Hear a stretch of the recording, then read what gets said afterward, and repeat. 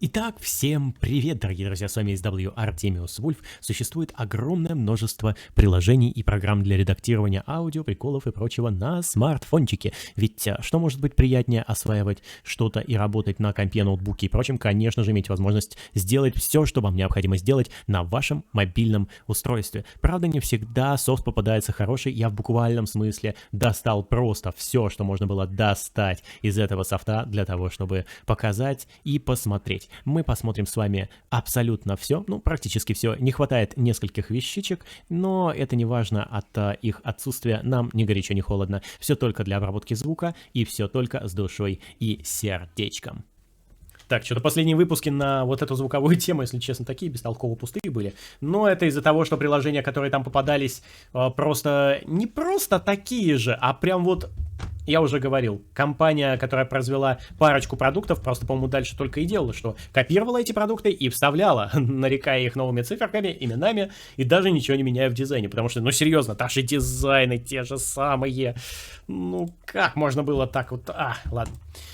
Нам нужно заняться чем-то более скисным, и сегодня у нас так называемый Sound Effects Soundboard. Кнопки. Я угадал, да?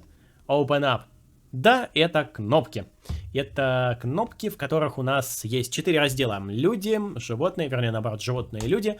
Эффекты, природа. Ох, кислота пошла. Так, RGB нервно курит в сторонке. Ну, давайте, у нас здесь как бы выбора особого нет. Мы открываем и сразу переходим прям вот к делу. Посмотрим, можно ли это использовать где-то, или это просто очередной набор пустых бесполезных звуков.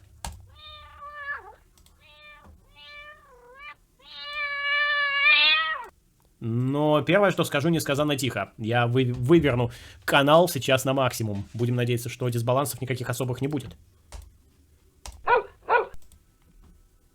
Нет, дисбалансов не просто нет. Все равно звуки очень тихие. Капец, это жесть. Мастер просто провален. Им нужно очень много усиления.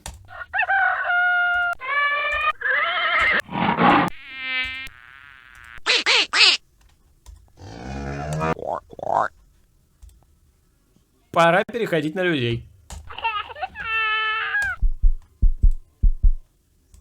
Чё?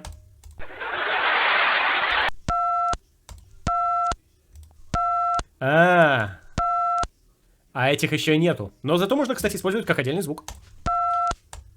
Если подержать Share Sound, Set Tone S. Поделиться и прочее. Не-не-не, спасибо. То есть для людей только 3? 3? Серьезно? И все? Так, ладно, эффекты.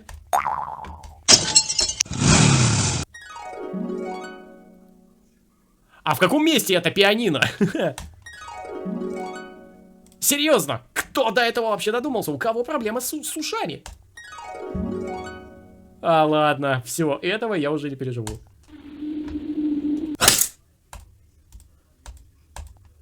Да блин. Фейерверк. Я ж прям не могу. Прям салют нафиг на День Победы.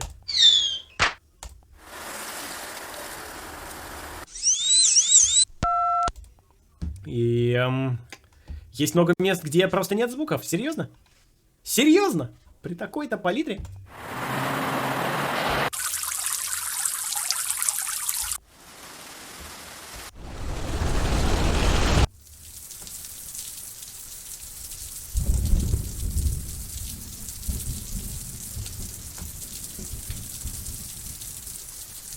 Так, ну а теперь всем несовершеннолетним советую заткнуть ушки.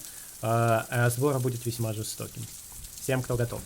Ну, согласитесь со мной, это катастрофа. Да, приложение открывается, работает и выполняет свою функцию, а еще его не заткнешь. Серьезно.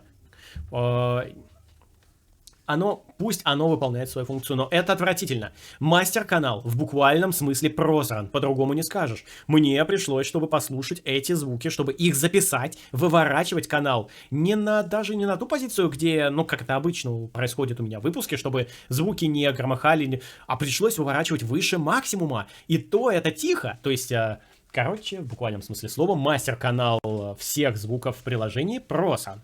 Хорошо, это раз. 2. Само количество звуков. Ну, это просто ни в какие ворота.